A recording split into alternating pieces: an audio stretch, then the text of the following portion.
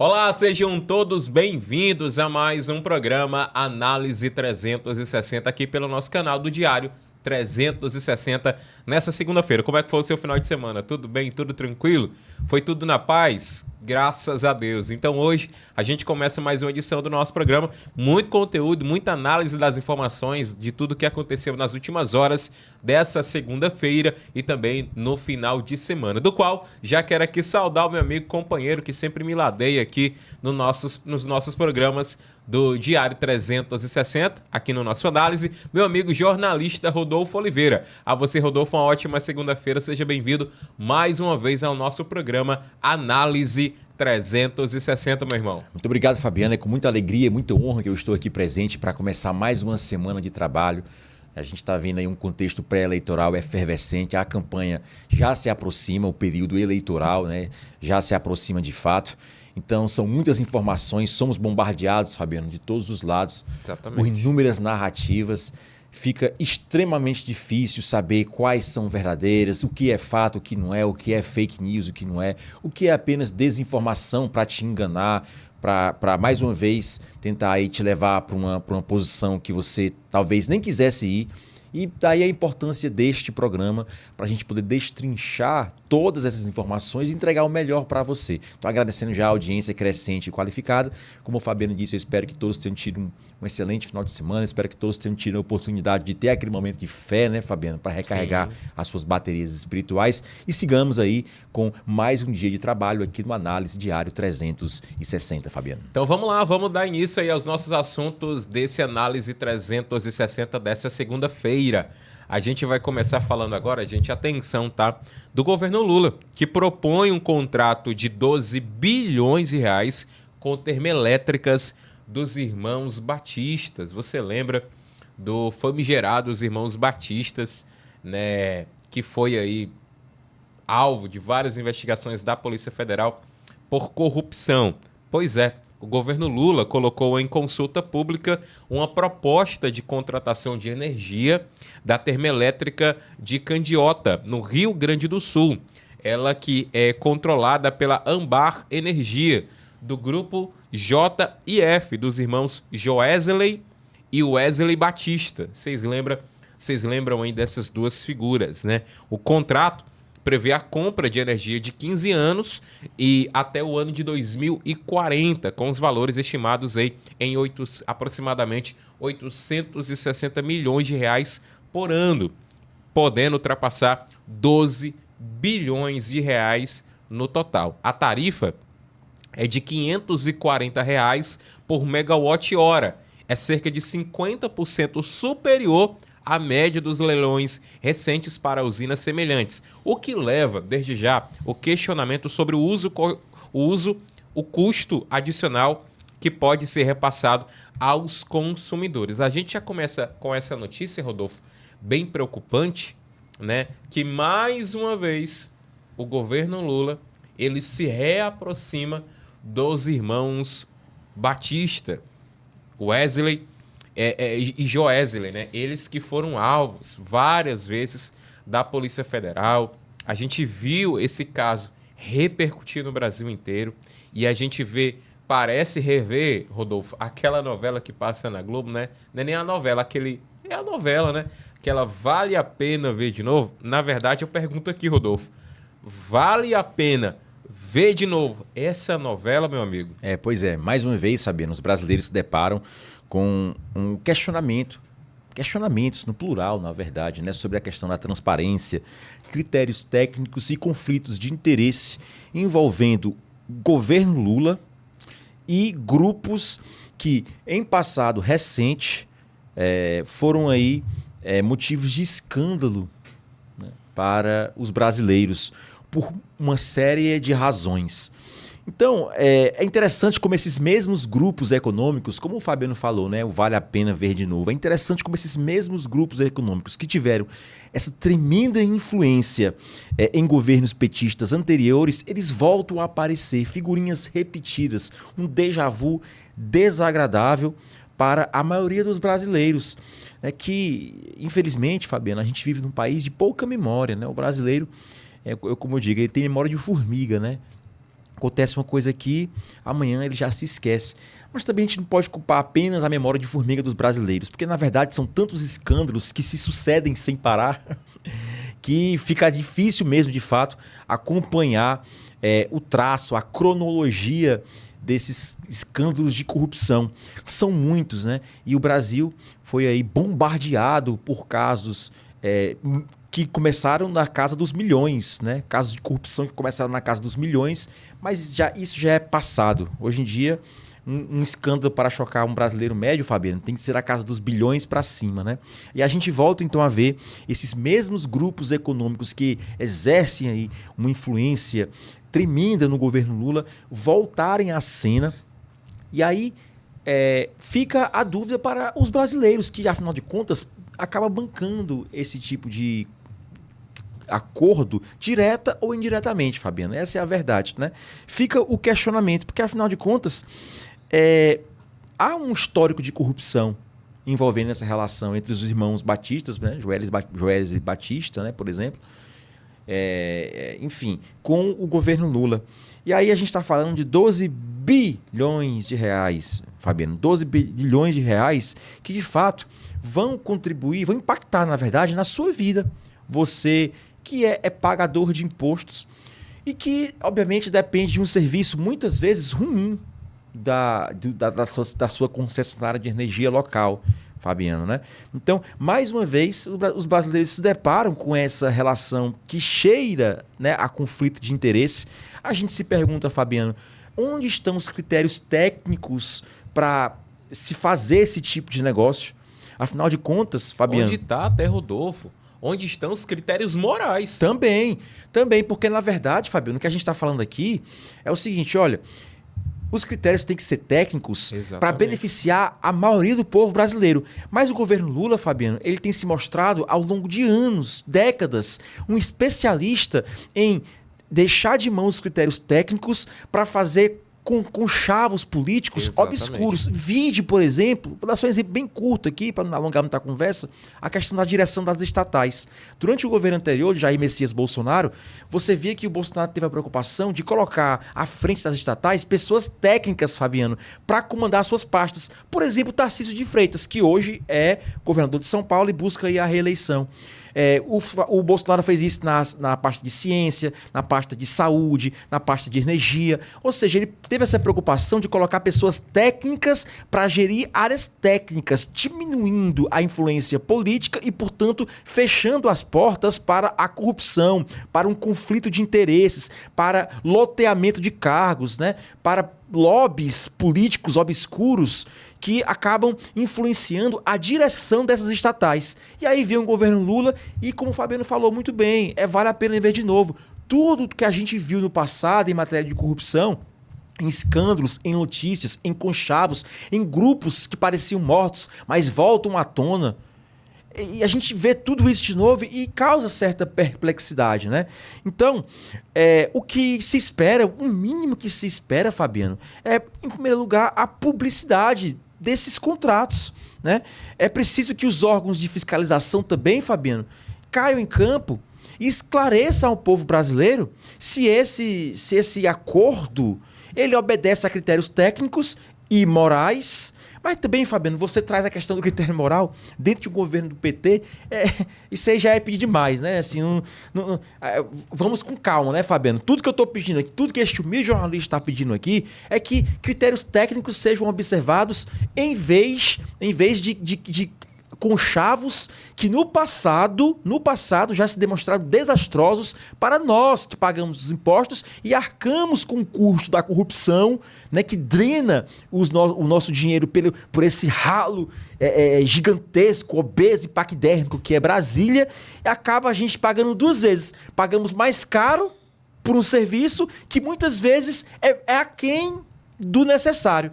Então, Fabiano, é com muita tristeza e perplexidade que a gente observa essas notícias, né? E, para finalizar, Fabiano, eu diria o seguinte: é preciso concorrência leal e decisões baseadas no bem comum. Duas coisas que os governos de esquerda, Fabiano, desprezam. Que é o quê? Concorrência. Esses caras amam agigantar o Estado, né, e tornar a iniciativa privada cada vez mais soterrada por impostos, piorando o ambiente de negócios. É isso que o PT faz no governo. O PT no governo, ele piora o ambiente para quem quer empreender, piora o ambiente para quem quer expandir seus negócios. Então o PT sufoca a iniciativa privada, agiganta o Estado, e quando ele faz isso, obviamente ele abre mais brechas para corrupção, conflito de interesse, lobby político, loteamento de cargos. Veja, o primeiro ponto é esse. E o segundo ponto, interesse do bem comum. Fabiano, todo e qualquer governo, atenção, você que quer ser político, você que tem um sonho, que tem vocação, né, para servir a sua comunidade, entenda, toda e qualquer medida que você for fazer enquanto político tem que beneficiar a maioria das pessoas, é o bem comum. Você tem que contemplar as parcelas mais vulneráveis da sociedade, crianças, mulheres, idosos, doentes. Políticas públicas voltadas para essas pessoas, que são as parcelas mais vulneráveis, mas acima de tudo visando o bem comum, visando o bem de nós que pagamos impostos. Infelizmente, nos governos de esquerda, tudo que a gente vê em vez de beneficiar o bem comum, trabalhar para pequenos grupos, lobbies, partidos e ideologias que não diz respeito à vontade do povo brasileiro, Fabiano. Eu tenho certeza que, infelizmente, o povo brasileiro tem memória fraca, mas eu quero relembrar para você quem são Joesley e Wesley Batista, os irmãos Batistas. Eu vou relembrar alguns crimes que a eles é atribuído durante a sua jornada empresarial. Vamos lá. Olha só, os crimes que são atribuídos a Joesley e Wesley, os irmãos Batistas. O uso de informação privilegiada e manipulação do mercado, com lucro e prejuízo evitado cerca de 238 milhões de reais. Eles são acusados, segundo as investigações da Polícia Federal, por corrupção ativa, lavagem de dinheiro, organização criminosa no esquema de 67 milhões de reais em propinas com governos de Mato Grosso do Sul, indícios, segundo as investigações, de venda de sentenças em investigações da Polícia Federal dos anos de 2024 e 2025 sobre o pagamento de advogados ligados a desembargadores. Olha esse dado que as investigações da Polícia Federal nos apontam. Esses dois irmãos, eles subornaram aproximadamente, sabe quantos políticos? Segundo as investigações da Polícia Federal, mais de 1.800 políticos foram subornados por os irmãos Batistas. Meu irmão, isso aqui são dados estatísticos que nos amedrontam. Porque todos esses dados que eu acabei de trazer para você agora são dados de dois irmãos que querem voltar à cena do crime, aonde Lula se reaproxima mais uma vez. O que me causa estranheza, Rodolfo, é que Lula ele se reaproxima desses dois empresários pouco antes de um pleito eleitoral. Nos avizinha agora o dia 4 de outubro, onde nós iremos às urnas escolher os deputados estaduais, federais, senadores, governadores e o próximo presidente da República. Então, isso me causa muita estranheza, porque há pouco tempo de um pleito eleitoral, um contrato como esse de 12 bilhões de reais colocado às mãos de duas pessoas que carregam históricos que não trazem nenhum aplauso, a gente fica muito preocupado, Rodolfo, porque será que, aqui é uma pergunta de um cidadão, será que nós estamos vendo a negociata de recursos ou de oportunidades de participações de uma empresa privada dentro de iniciativa pública, a contraponto, a contrapartida de um benefício político? Será? Será que nós estamos vendo isso mais uma vez? Ou será que tudo isso não passa de uma coincidência, meu amigo jornalista Rodolfo Oliveira? Outro assunto que a gente tem que abordar aqui, Fabiana, é a questão das termoelétricas, né? O Brasil é um país que ainda usa termoelétrica, que é uma energia cara e poluente. Enquanto isso, países como a Alemanha, por exemplo, voltaram com força total ao seu programa nuclear civil de geração de energia elétrica barata e sustentável. Então, Fabiano, para finalizar e passar para a próxima pauta, o Brasil é um país que tem um sonho de ser grande, Fabiano, né? O país do futuro, como a gente cresceu ouvindo, né? O Brasil que e tem... esse futuro que nunca chega. Que nunca chega. Pois é um futuro, Fabiano, que só vai chegar... Atenção ao que eu vou dizer agora.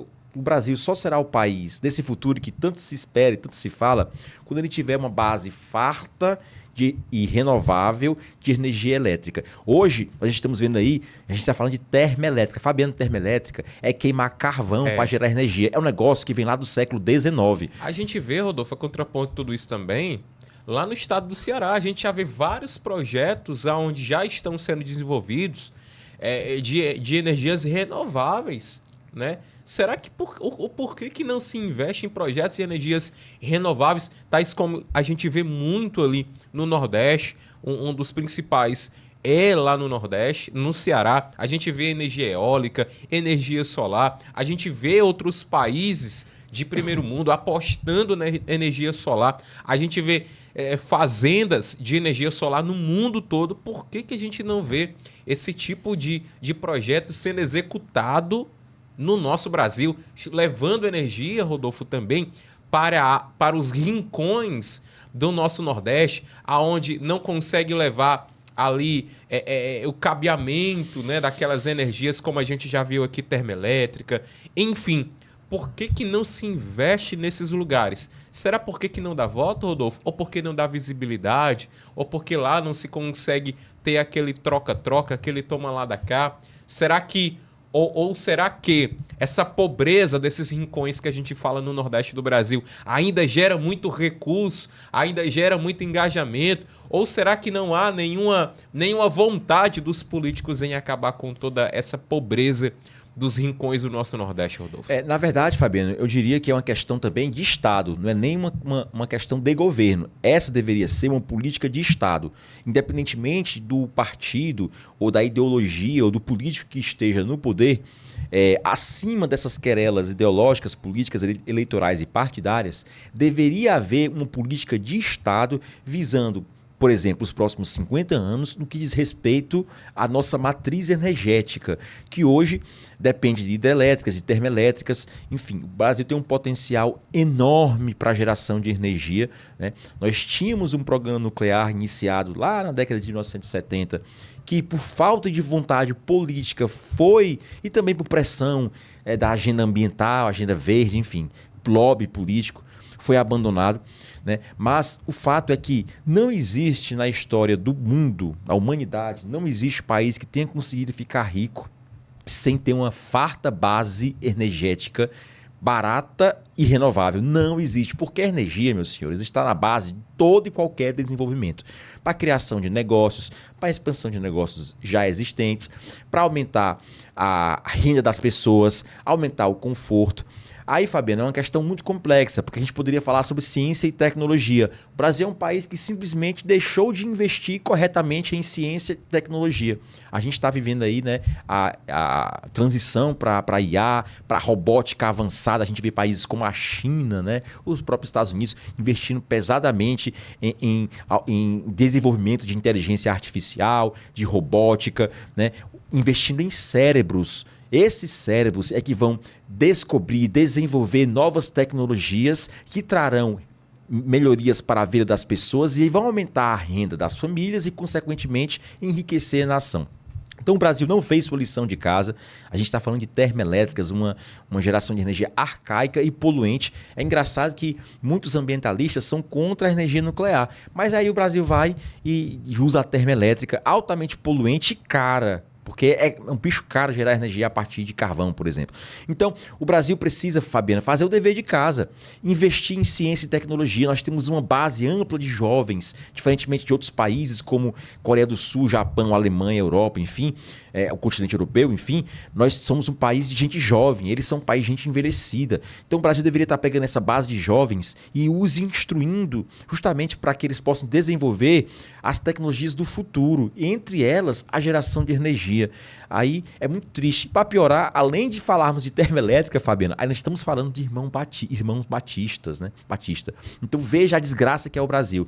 Nenhuma só notícia a gente traz a informação de que o Brasil vai novamente gastar bilhões do seu dinheiro, pagador de impostos, em termoelétrica, que é uma matriz energética cara e poluente, e ainda sob um contrato que eu não confiaria, porque é feito com pessoas que no passado recente, eu não estou falando de 200 anos atrás, estou falando de coisa de 20 anos atrás, 25 anos atrás. Essas pessoas já se demonstraram que não estão interessadas no bem comum, no bem do brasileiro. Então fica a reflexão, Fabiano, né, para que a gente possa aí discutir esses assuntos e fazer essa pauta avançar e chegar a cada vez mais pessoas, Fabiano.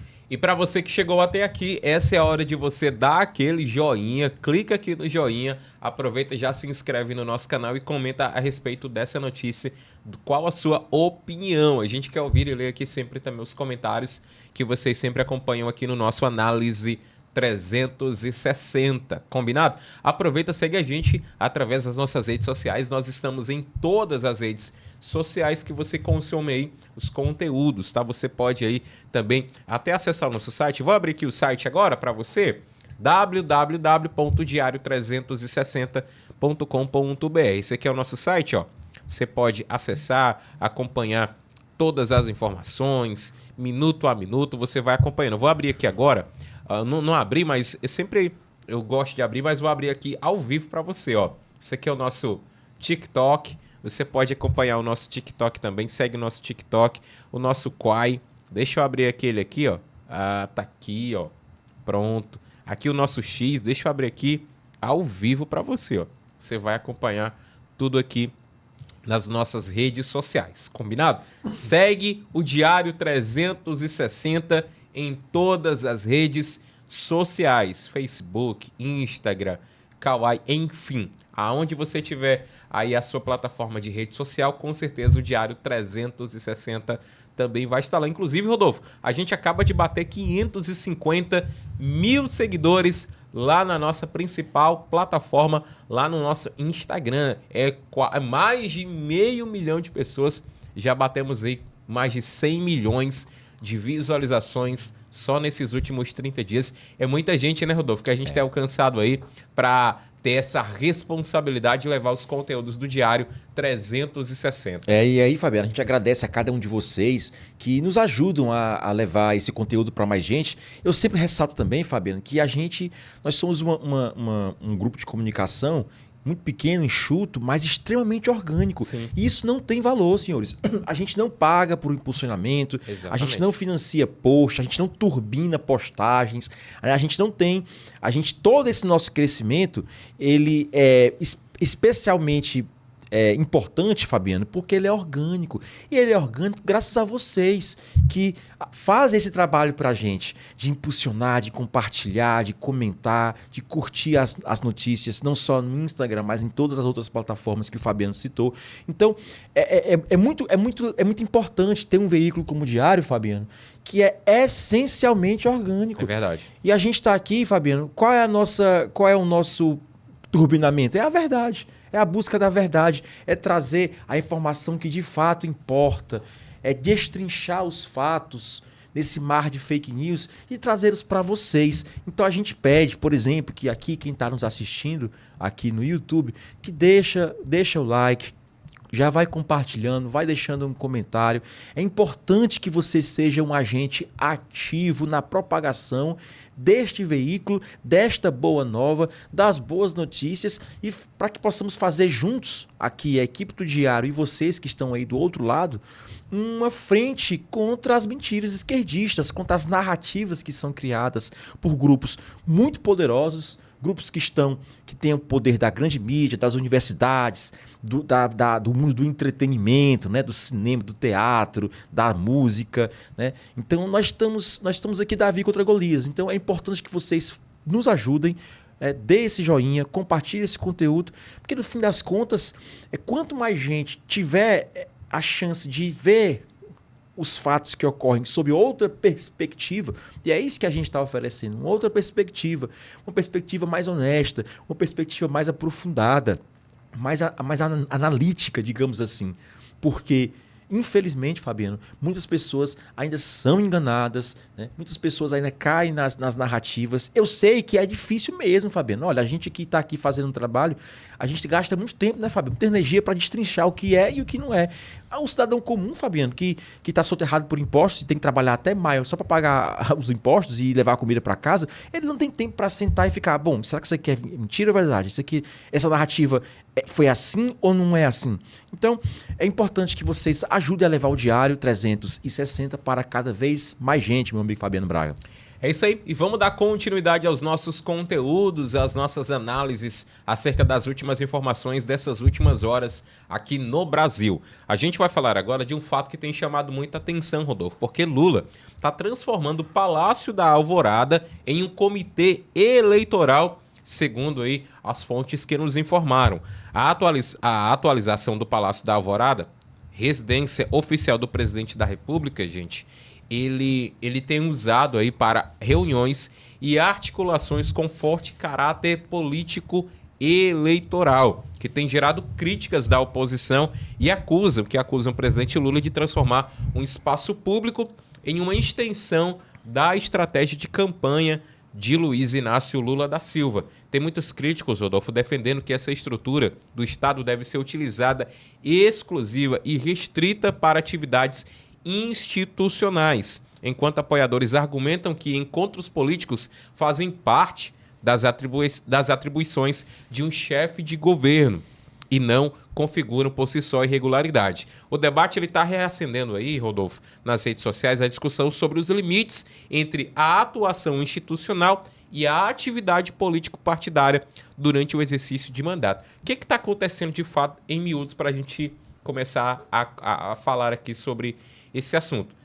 Está se cogitando, na verdade, está se falando nos bastidores da política em Brasília que Lula tem usado a sua residência oficial, que é uma residência paga pelos pagadores de impostos, para já começar a ter ali uma base eleitoral. Ou seja, Lula tem transformado o Palácio da Alvorada em um comitê eleitoral, meu amigo jornalista Rodolfo Oliveira. Olha, Fabiano, em primeiro lugar, é preciso que as pessoas entendam que um país sério, há uma fronteira muito clara, muito nítida entre governo e campanha. Quando essa fronteira fica mais tênue, quando governo e campanha se misturam e ninguém sabe mais o que é o que, pronto, nós temos aí um quadro clássico, né, que se pré-configura de justamente abuso de poder. Ou seja, é usar uma estrutura que meu adversário não tem, meu adversário eleitoral não tem. Começa por aí. Então você já desequilibra a balança eleitoral, né, que deveria ser mais ou menos equilibrada. Ou seja, a oposição e a situação apresentar suas propostas em condição mais ou menos iguais, deixar a população fazer a escolha, né? o escrutínio. Então, o primeiro ponto é esse. Olha só, a estrutura de Estado, como o Fabiano falou, ela não pode ser confundida com a de um partido político. Gente, o Estado brasileiro, ele não é o PT, ou não deveria ser um PT. Esse é outro ponto que a gente tem que ressaltar. O Estado brasileiro deveria estar acima dessas querelas políticas eleitorais. O Estado brasileiro é algo que fica, Fabiano. Governos passam, essa é a diferença. Amanhã o PT pode perder ou pode vencer. Independentemente disso, o Estado brasileiro vai permanecer. E por isso que eu falei no meu comentário anterior sobre políticas de Estado. Existem as políticas de Estado e as políticas de governo, né? Então, o outro ponto que eu ressalto é esse, né? O Estado fica, os governos passam. E quando você confunde Estado com partido político, ou pior, com projeto de poder, aí envolve ideologia, etc e tal, aí nós temos aí é como se o Estado tivesse sido sequestrado por grupos, partidos, enfim, por facções, né? Não facções criminosas, mas grupos, facções de grupos, né? Que aí simplesmente transforma o Estado brasileiro em uma extensão partidária, em uma extensão ideológica, em uma extensão de um projeto de poder. Aí, novamente, é impossível a gente falar, por exemplo, de democracia. quando de um lado há um projeto de poder ancorado no Estado e usando as estruturas estatais para favorecer o seu grupo político de maneira escancarada, né? E do outro a oposição, que aqui no Brasil mal consegue fazer oposição de fato, porque existe todo um aparato jurídico que protege justamente, né, esse projeto de poder que, ora, muitas vezes se confunde com o próprio Estado brasileiro. Veja a gravidade do que eu estou trazendo aqui, do que a gente está trazendo aqui para os senhores, né? Então, é preciso que a gente, o brasileiro, novamente, eu vi falando isso aqui, que desperte uma maturidade cívica, política e cobre desses partidos que estão querendo simplesmente ocupar o Estado, que cobre, não é assim, meu amigo. Você não pode fazer isso porque, em tese, porque há leis. Há leis que o impedem de transformar o Estado em um partido político, um diretório político. Isso é errado. Então é preciso que o povo brasileiro, que, como o Fabiano falou, banca todo esse circo através dos nossos impostos, né? É preciso que nós cobremos desses partidos que não sequestrem o Estado brasileiro, que deve estar acima dessas querelas, dessas disputas políticas eleitorais, né? Esse é outro ponto que eu gostaria de trazer aqui. E respeito às regras eleitorais, sabe? A gente está num período de pré-campanha. Na campanha passada, na campanha presidencial passada, a gente viu isso, né? Um aparato jurídico que dificultou que Jair Messias Bolsonaro, por exemplo, fizesse campanha, o que é um absurdo, né? Então, é uma coisa assim que em qualquer democracia mais ou menos séria seria inaceitável, né? Mas só aqui no Brasil é normal, por exemplo, que um candidato tenha inserções de rádio subtraídas, né? As rádios simplesmente não vincularam inserções de Bolsonaro, né? Isso é um absurdo. Aquele caso do outdoor, que a pessoa fez um outdoor, a justiça mandou tirar, né? Enfim. Então, são muitos casos em que as regras eleitorais muitas vezes acabam sendo burladas. E aí nós temos um desequilíbrio do próprio processo eleitoral que culmina no enfraquecimento da democracia brasileira. É por isso que hoje em dia muitos brasileiros, infelizmente, né, são descrentes em relação à democracia. Eu digo infelizmente porque a democracia tem muitos defeitos, mas ainda assim é melhor viver em uma democracia liberal como nos Estados Unidos do que numa ditadura como a Coreia do Norte. Eu tenho muitas críticas à democracia liberal, mas eu preferiria 1000 vezes que ela funcionasse a contento no Brasil do que viver em Cuba, do que viver em Venezuela, do que viver na Coreia do Norte, ou mesmo na Rússia, né? A Rússia de Vladimir Putin. Esse é outro ponto. Então, para finalizar, Fabiano, olha só, democracia exige igualdade de condições entre os candidatos. E mais ainda, transparência no uso dos recursos dos pagadores de impostos. Porque, Fabiano, como você bem disse, quando o governo sequestra o Estado para beneficiar os projetos políticos eleitorais do governo, nós temos simplesmente que o seu dinheiro está sendo mal usado. No mínimo. Antigamente chamava de corrupção, né, Fabiano? Mas o seu dinheiro está sendo mal usado, porque o seu dinheiro não é para financiar um projeto de poder. O seu dinheiro não é para financiar a extensão de um partido político. O seu dinheiro é para fomentar políticas de Estado. Políticas que ficarão no Estado enquanto governos passam. Políticas que deveriam beneficiar a maioria da população e não apenas um projeto de poder de um grupo político que quer se perpetuar eternamente no Palácio do Planalto, né? Esse é outro ponto. E para finalizar, meu amigo Fabiano, se houver indícios, obviamente, do uso dessa máquina pública sustentada por nós, pagadores de impostos, para fins políticos eleitorais, então que a justiça caia em campo, Fabiano, e investigue isso. Porque essas denúncias da oposição são seríssimas. Mas eu finalizo meu comentário com uma pergunta. Será mesmo que há algum interesse por parte da cúpula jurídica deste país de investigar esse suposto sequestro, esse suposto transformar, essa modificação, essa transmutação do Palácio do Planalto em comitê eleitoral? Será que existe interesse da justiça de investigar isso aí, Fabiano? Eu tenho a absoluta certeza que não. Porque vale lembrar que hoje nós estamos vendo Lula transformar o Palácio do Planalto em comitê eleitoral. Isso aí é fichinha, Rodolfo. Porque vocês esqueceram que Lula transformou a cela da Polícia Federal enquanto estava preso em palanque eleitoral, em comitê eleitoral para o Brasil. Porque enquanto Lula estava preso, ele recebia lideranças eleitorais do PT, ele recebia lideranças religiosas, ele escrevia cartas, coisa que Bolsonaro não pode. Ele até dava entrevistas a portais nacionais e internacionais enquanto estava preso.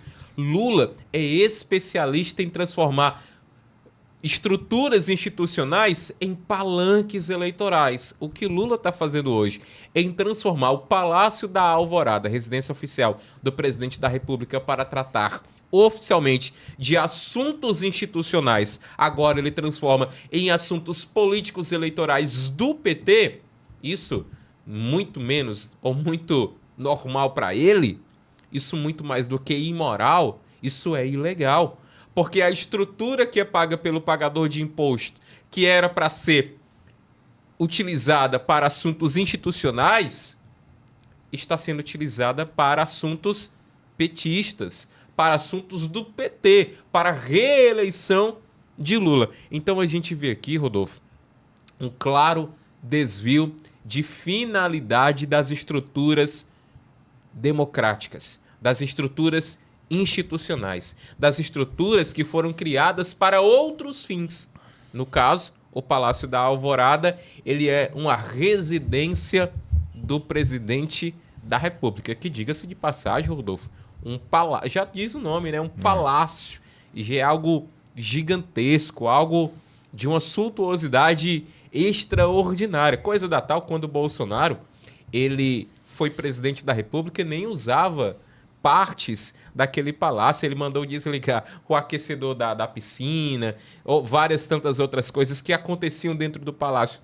Ele mandou parar porque não fazia sentido alguém que lidera o Brasil ter uma suntuosidade daquela magnitude, enquanto o brasileiro pagava aquela alta estrutura, enquanto os brasileiros passavam por dificuldades financeiras, enquanto não tinham o que comer, enquanto não tinha a oportunidade de comprar qualquer que fosse ali algo para o seu mantimento. Então, a gente vê isso, Rodolfo, mais uma vez com muita tristeza. A gente vê isso mais uma vez, até alguns brasileiros com revolta, usar a estrutura institucional para benefício próprio. E a gente fica aqui, Rodolfo, mais uma vez se questionando até que ponto, Rodolfo, existe o limite entre o uso institucional e o uso político partidário, meu amigo Rodolfo Oliveira. É porque aí, Fabiano, uma das regras da administração pública é justamente a impessoalidade, né? Ou seja, você não pode transformar um órgão que é do Estado em uma extensão de suas pretensões políticas e eleitorais. Isso é coisa, Fabiano, de república de bananas. Fabiano, se isso fosse feito nos Estados Unidos, se alguém fizesse a forma como é feita aqui no Brasil, nos Estados Unidos, meu amigo, era cadeira, caía primeiro, segundo, terceiro, quarto escalão. Não se pode. É uma questão de prestar contas e de ser transparente com quem financia toda essa máquina obesa, inchada e paquidérmica. É disso que se trata. Quem financia Brasília, Fabiano? Quem financia toda aquela estrutura? Eu estou citando Brasília, obviamente, porque é o coração da burocracia brasileira, a capital federal. Quem financia tudo aquilo, meus senhores, somos nós. Pagamos nossos impostos arduamente e muitas vezes não temos contrapartidas em serviços públicos de qualidade. Ou seja, muito aquém do que pagamos e do que merecemos, diga de passagem, né? Porque, segundo a Constituição, o brasileiro tem direito à saúde, à moradia, à alimentação digna, E no final das contas, nós pagamos como se morássemos em uma Suécia e recebemos serviços públicos como se morássemos em, sei lá, em Serra Leoa, né? Ou, sei lá, na Nigéria. Então, é uma questão, Fabiano, de você respeitar o nosso dinheiro. Por isso que esse limite, Fabiano, respondendo a sua pergunta, esse limite deveria ser o limite da honestidade, da transparência, da impessoalidade, de tratar a política de Estado como ela deve ser tratada. Ou seja, é uma instituição que permanecerá enquanto os partidos, enquanto as ideologias passarão. E o respeito a essas instituições nasce justamente do sacrifício que é feito pelo povo brasileiro para pagar e manter os seus impostos em dia. Então, essa é a diferença entre uma democracia, entre um Estado, como eu posso dizer, saudável, de um Estado doente. Num Estado doente como o Estado brasileiro, você não sabe mais, a fronteira entre o que é Estado e o que é governo já foi para o espaço. Num Estado saudável, Fabiano, não, num Estado saudável, os governantes têm que prestar contas, mas está chegando as eleições, Fabiano, e as eleições é um daqueles momentos mágicos nos quais você, eleitor, pode prestar contas e afirmar, afinal de contas, quem merece ficar e quem merece sair, Fabiano. É isso aí. E esse assunto você sempre vai conferir aqui no nosso Análise 360. Então, já comenta aqui o que você acha, a sua opinião em relação a esse assunto. Combinado? E se você chegou até aqui, é hora de você dar aquele joinha e também se inscrever no nosso canal aqui no YouTube do nosso Diário 360. A gente vai partir agora para mais um assunto, a gente vai partir para mais uma pauta aqui do nosso Análise 360 dessa segunda-feira. A gente vai falar agora do PT que acionou aí a PGR contra a convenção do PL, que oficializou Flávio Bolsonaro como candidato agora, né, a presidente da República pelo partido do PL. Gente, a gente vai comentar sobre isso porque parlamentares do PT, liderados pelo deputado Lindenberg Farias, né, que não é novidade aí, acionaram a Procuradoria-Geral da República, a PGR, para investigar possíveis irregularidades na Convenção Nacional do PL, que oficializou o senador Flávio Bolsonaro como candidato à presidência da República. O evento, que foi realizado nesse final de semana, no sábado, dia 25, no estado de São Paulo, contou com a participação do presidente argentino Javier Milei e com a exibição de uma mensagem, atenção, preste atenção nisso aqui, de uma mensagem gerada por inteligência artificial e com imagem e voz do ex-presidente Jair Bolsonaro, que está em prisão domiciliar. Ou seja, o vídeo foi gerado por IA. Ali não era Bolsonaro, nem a voz e nem a imagem de Bolsonaro. Já os petistas começaram a alegar que a presença de um chefe de Estado estrangeiro e o uso de IA podem configurar, segundo eles, violação à legislação eleitoral brasileira. A gente viu aí, Rodolfo, mais uma vez os petistas acionarem a PGR. Mas antes da gente comentar sobre isso, eu quero abrir aqui algumas imagens desse evento que aconteceu nesse sábado, tá? Lá em São Paulo. Eu estou abrindo aqui agora o Instagram oficial do candidato agora a presidente da República, Flávio Bolsonaro. A gente está vendo aqui, mas deixa eu abrir aqui alguns vídeos que foram feitos dentro do evento lá da convenção do PL. Eu vou abrir aqui alguns para a gente, em seguida, eu quero mostrar aqui como é que foi o evento, em seguida a gente comentar sobre essa pauta, combinado? Vamos lá. Deixa eu abrir aqui o áudio. Oi! Sentindo saudade de você. Você vai ser presidente. Eu vou voltar para o Brasil.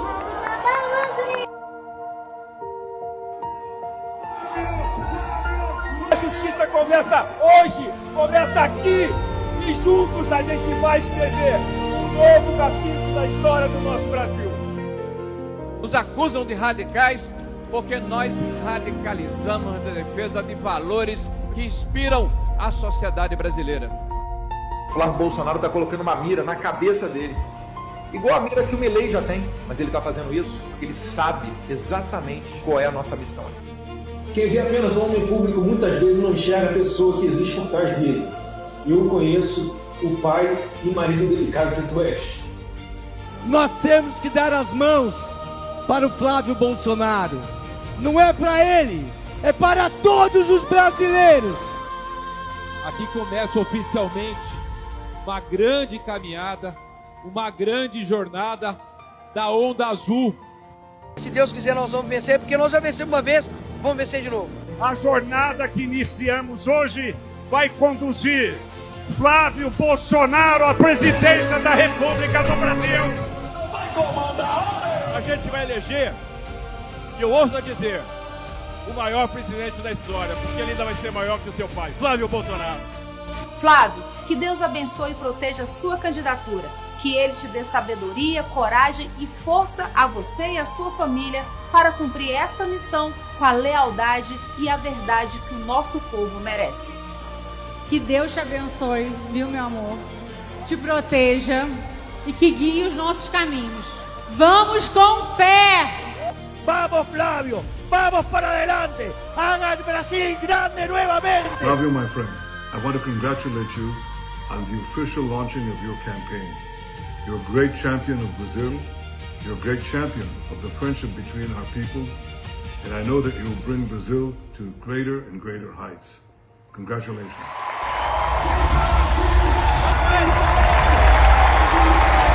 Eu assumo hoje, diante de Deus e de todos vocês, minha nação brasileira, a missão de ser candidato a presidente da República do Brasil do futuro.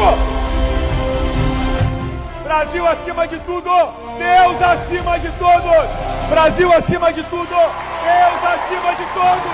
Vamos resgatar o Brasil!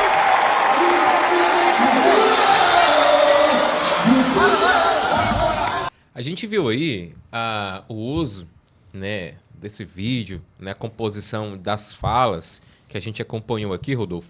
Muitas falas de figuras nacionais, internacionais, figuras públicas, governadores, prefeitos.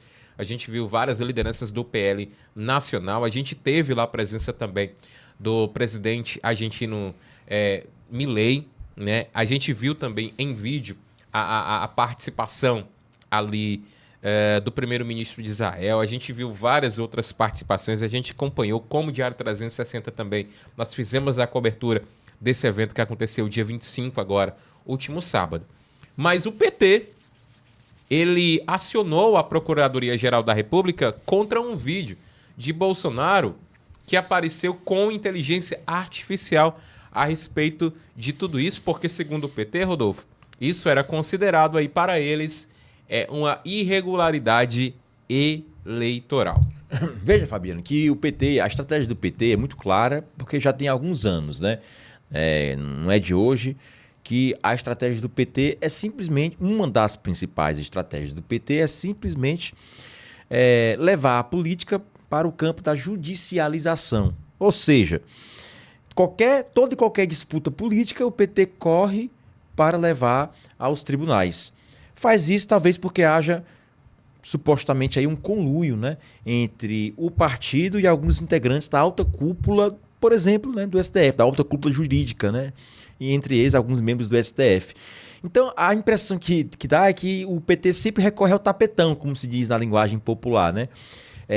Não vai para a disputa política, eleitoral, e aí, quando se vê incomodado por um motivo ou outro, recorre à justiça, né? Ou seja, menos política, mais judicialização. E quem perde é justamente o povo brasileiro, que não tem a oportunidade de ver uma discussão política aprofundada entre esses dois grupos, entre o PT e o grupo anti-PT, do qual Flávio Bolsonaro hoje é o cabeça, né? O líder dessa frente antipetista, né? Vide que seu pai, Jair Messias Bolsonaro, está injustamente preso, segue sendo líder, o símbolo dessa oposição ao PT.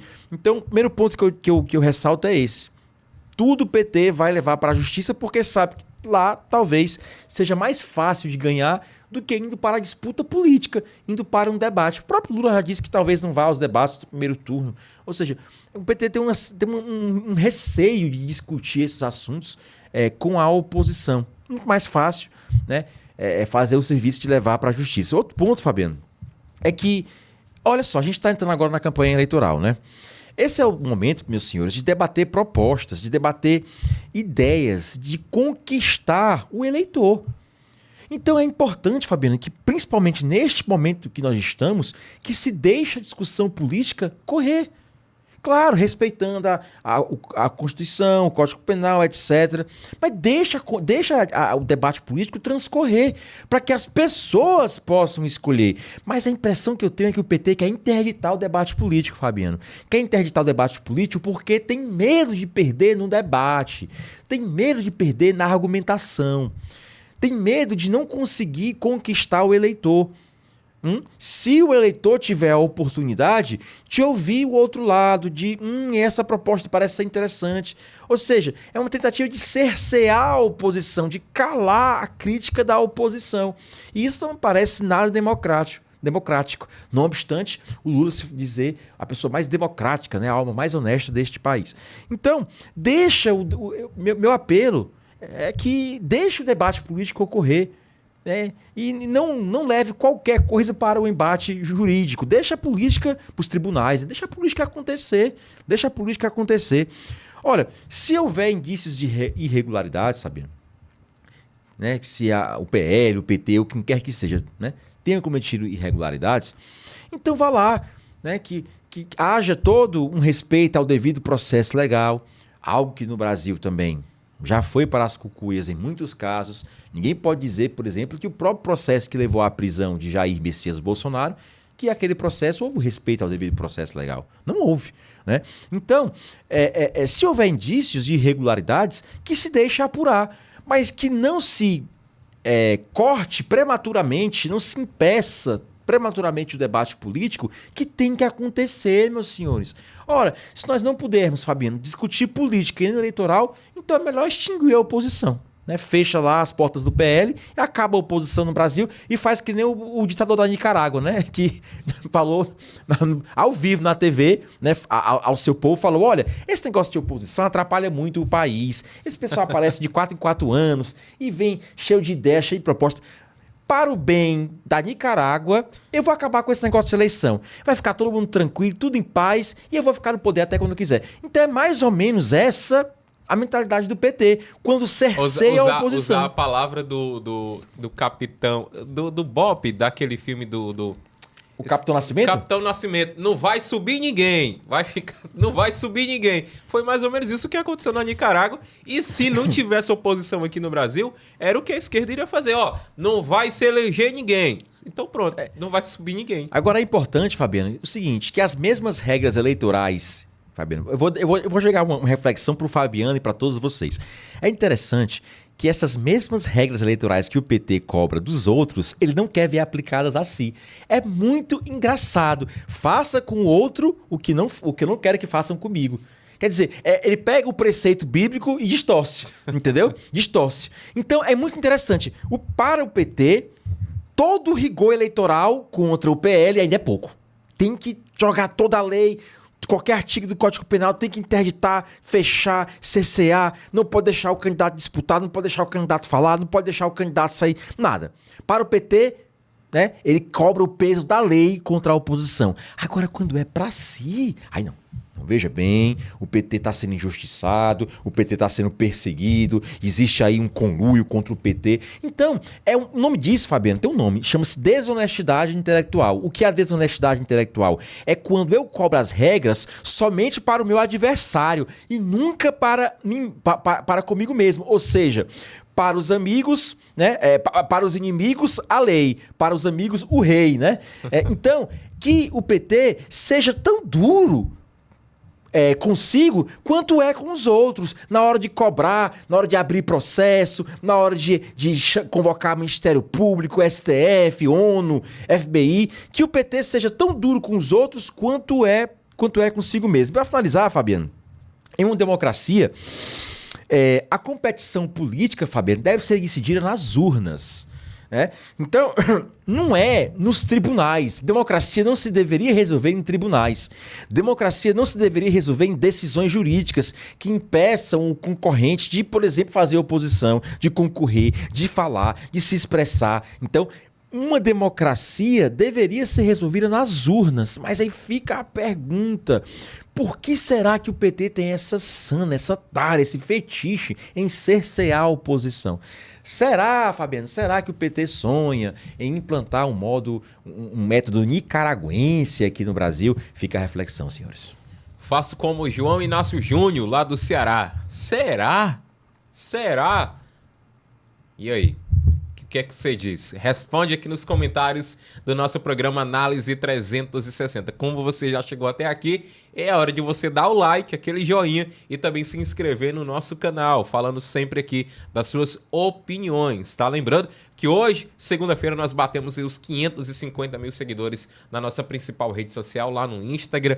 Muito obrigado a você que sempre acompanha, compartilha e consome os nossos conteúdos. Mas a gente vai dar continuidade aqui para uma última pauta do Análise 360 dessa segunda-feira. Gente, atenção, olha só, o governo brasileiro, ele negou a entrada de oficiais americanos por questões eleitorais. Você lembra daquele assunto que a gente falou que o Donald Trump estava enviando observadores para acompanhar as eleições aqui no Brasil? Pois é, o Itamaraty negou a entrada desses observadores. A decisão do Itamaraty de negar os vistos de 2 funcionários do governo dos Estados Unidos que pretendiam vir ao Brasil para tentar tratar de temas relacionados às eleições provocou uma repercussão totalmente diplomática, tá? Segundo o governo brasileiro, a medida, segundo o governo, é buscar preservar a soberania nacional e evitar qualquer percepção de interferência externa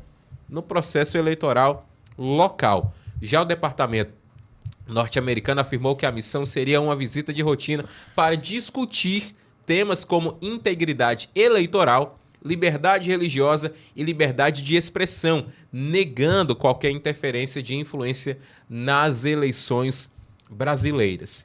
E aí, Rodolfo, a pergunta que fica é: o governo brasileiro negou por medo ou por alegar proteção à soberania nacional? Olha só, Fabiano, esse negócio de proteção à soberania nacional virou um grande coringa, né, no jogo de cartas, né? Um vale tudo, né? O Flávio Bolsonaro falou, isso é soberania, ameaça a soberania nacional. Mas surgiu um novo escândalo de corrupção envolvendo o governo Lula. Isso não divulgue isso, porque a divulgação desses fatos é uma ameaça à soberania nacional. Eu acho, Fabiano, que fazer oposição ao PT é uma ameaça à soberania nacional.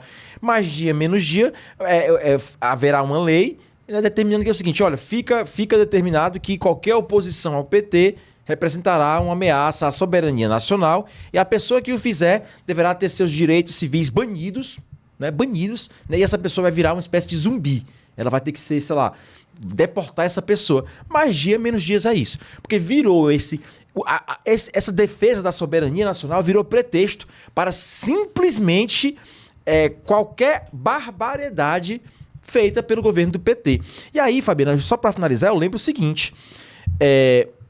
Isso demonstra também, meus senhores, a politização da política externa brasileira. Ou seja, o processo eleitoral interno do Brasil, que deveria ser algo eminentemente interno, restrito ao território brasileiro, está afetando até mesmo a relação do Brasil com outros países. Veja o grau de loucura que ocorre neste país, né? Uma disputa interna está fazendo com que o governo leve essa disputa interna para fora, então aí manchando, prejudicando a relação do Brasil com outros países. Isso é absurdo. Política externa não deveria ter nada a ver, pelo menos diretamente, com política interna eleitoral.